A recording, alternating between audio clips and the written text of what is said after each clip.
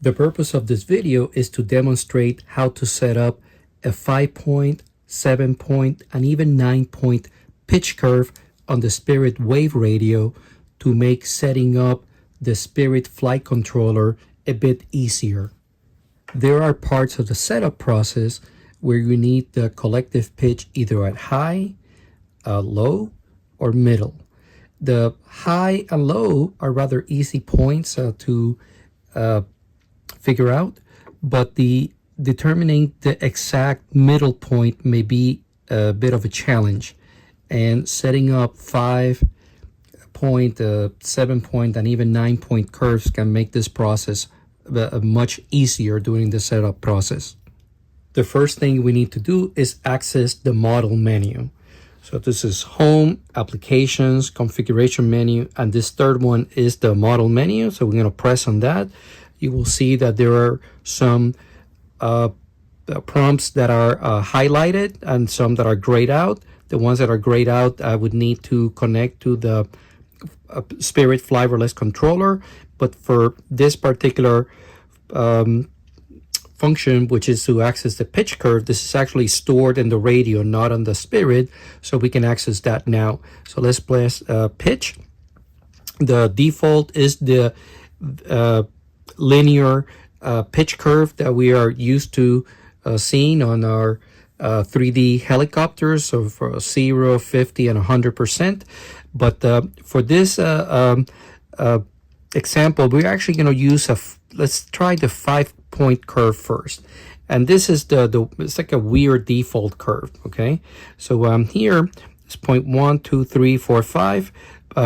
Here what I will do is for point 1, which is here, I'm going to leave it at the bottom, which is a negative 100. Point 2, also at the bottom, negative 100.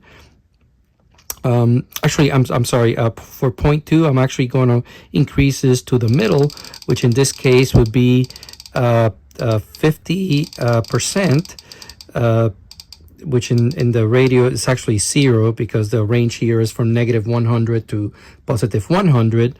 The point 3, I will leave in the center where it is. Point 4, leave it where it is. And then point 5, I will increase that to 100% here. Okay, so what this does, it makes it so that when the stick is all the way down the bottom, it's at 0. Somewhere in the middle, it doesn't have to be exact, which is the point here. It doesn't have to be exactly in the middle. It's basically 50% or 0% in this negative 100 to positive 100 curve, and then all the way to the top will be top as we are used to. The only problem that with this curve is that sometimes you think you're 100%, and look here, it's actually 98, 99. You have to push it a few times to be 100. Same thing can happen in the bottom. It might be negative 99 or 100. So here's where the 7-point curve is actually a bit useful. So let's do the 7-point curve. All right. And now in the 7-point curve, I'm going to change it off camera. So here I changed the 7-point curve, right, the 7 right up there, so that it will be at the very bottom. It doesn't have to be exactly at the bottom. It'll read the lowest number, which in this case is negative 100.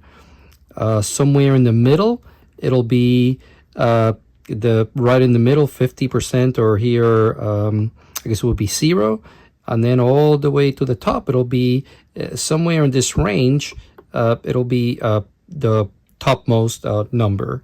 One thing to note about this particular radio, it doesn't allow you to change the points, so the points are evenly split.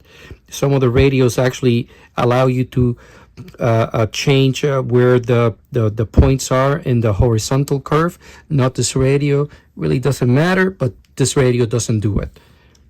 Now we are going to try the 9-point curve, which I actually like that just because I have it available.